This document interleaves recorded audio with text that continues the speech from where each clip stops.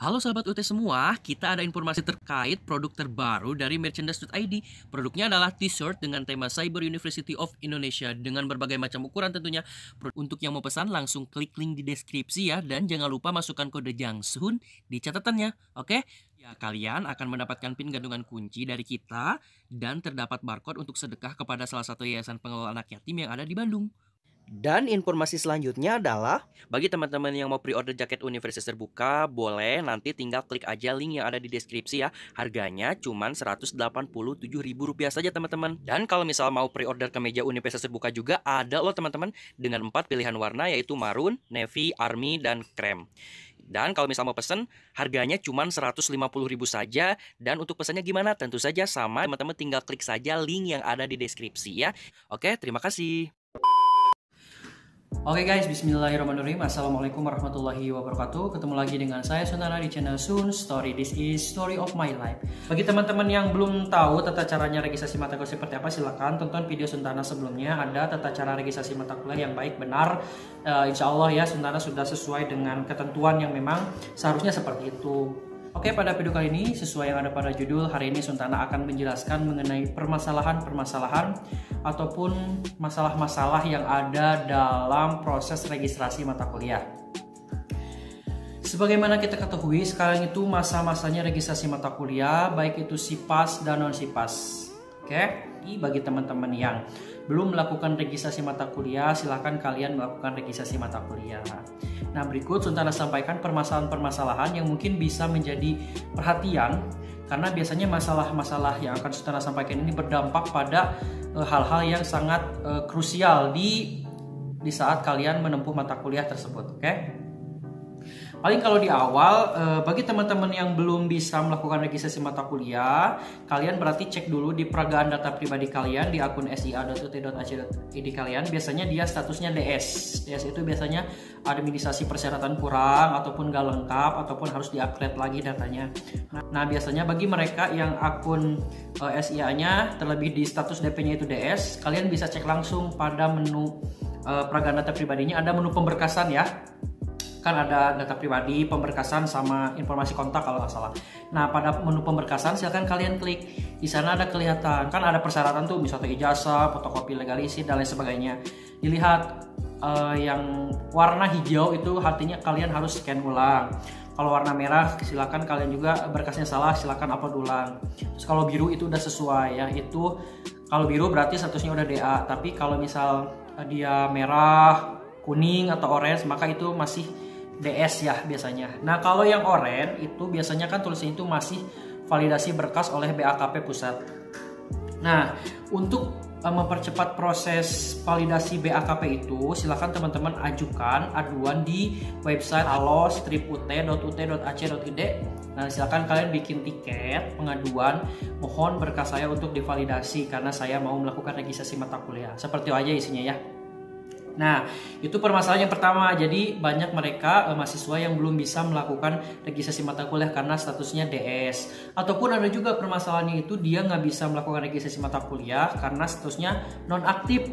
Nonaktif itu biasanya apa? Udah lama banget nggak registrasi mata kuliah. Jadi sama UT itu dia otomatis menjadi nonaktif. Nah, untuk mengaktifkannya biasanya kalian sama ya, sama yang DS tadi, biasanya harus mengupload ulang si berkas yang disyaratkan. Nanti kelihatan biasanya KTP sama ijazah sih kalau yang nonaktif biasanya. Tapi ada juga yang transkrip nilai dan lain sebagainya. Pokoknya silakan upload berkas yang disyaratkan aja. Terus permasalahan selanjutnya, idealnya kalau registrasi mata kuliah sebenarnya itu disarankan itu setelah nunggu nilai ya, setelah nunggu nilai yang semester kemarin muncul. Tapi dilema juga nih, karena kalau kita lama registrasi mata kuliah, si buku kan sekarang itu dikirim ya. Bagi teman-teman yang udah registrasi mata kuliah, udah bayar, buku itu sudah dapat biasanya 2 minggu sampai 3 minggu setelah pembayaran.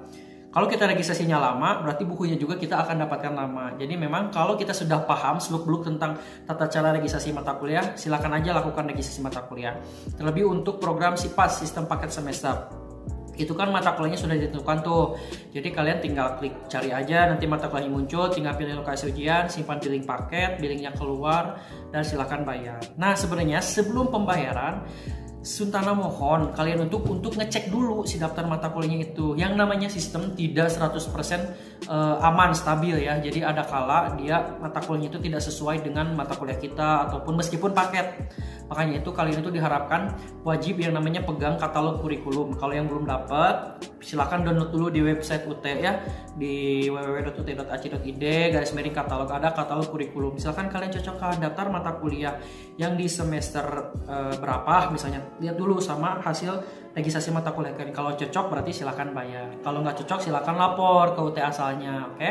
Tadi kan yang SIPAS. Sekarang kalau non SIPAS, untuk non SIPAS kalian disyaratkan kalian diharapkan mengetahui dulu daftar mata kuliah yang kalian itu sudah ambil sebelumnya, karena banyak kasus ya dia itu mau meregistrasikan mata kuliah, ternyata mata kuliah yang diregistrasikan semester ini itu udah pernah diambil, jadi double, rugi uang, rugi waktu gitu kan ya, padahal kan bisa dipakai untuk mata kuliah yang belum diambil sama sekali. Nah itu banyak kejadian ya, karena si sistem UT itu tidak ada alert ya, perhatian, misalnya Anda sudah meregistrasikan mata kuliah ini, biasanya enggak. Jadi untuk yang non SIPAS, maka dari itu kalian silakan print LKAM dulu, mau nunggu nilai dulu silakan. Kalaupun nggak nunggu nilai juga, selama kalian udah pasti mau ngambil mata kuliah apa aja, kalian silakan pilih aja langsung registrasi mata kuliah. Cuma tadi mata kuliah yang sudah pernah ditempuh, kalian tandai ya di daftar katalog kurikulumnya, ini udah diambil, ini udah diambil, ini E berarti bisa diulang. Kalau udah ABC aman sebenarnya ya. D aman, cuman kalau mau diulang silakan biar IPK-nya lebih tinggi. Oke, itu permasalahan yang non SIPAS biasanya.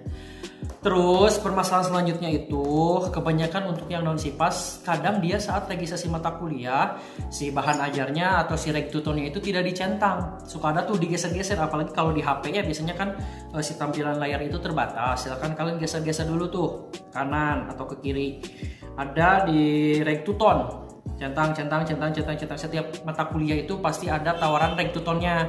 Reg tutor itu apa sih? Itu tuh meregistrasikan untuk tutorial online nanti. Jadi kalau kalian udah registrasi mata kuliah, udah bayar, tapi si reg tutor itu saat registrasi mata kuliah itu belum dicentang, kalian nanti tidak bisa ikut tutorial online dan nanti menyesal biasanya.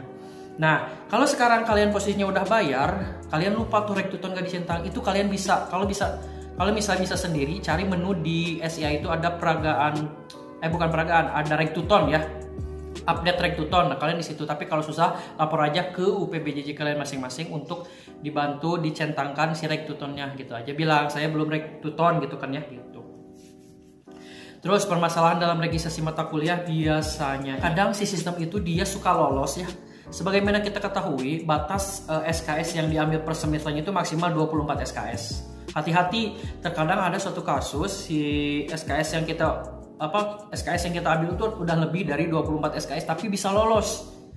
Nah itu hati-hati, nanti ada kasus bahkan tidak bisa ikut ujian karena SKS itu kelebihan dan semua nggak bisa ikut ujian ya, sayang sekali gitu kan ya. Maka hati-hati, pokoknya batas pengambilan SKS itu baik yang belum pernah diambil ataupun sama yang ulang itu sampai dengan 24 SKS.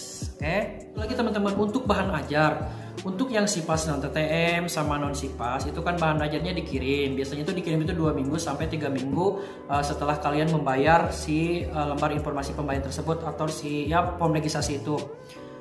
Nah, di sana kan itu kan di SIA itu suka ada tracking bahan ajar ya. Terkadang si tracking itu nggak bisa digunain ya teman-teman. Mohon maaf, mungkin belum ke-update sama OT-nya atau seperti apa. Tapi ada juga dia yang si resinya itu dikirim sama si jasa pengirimannya itu langsung ke WA kalian atau ke SMS kalian.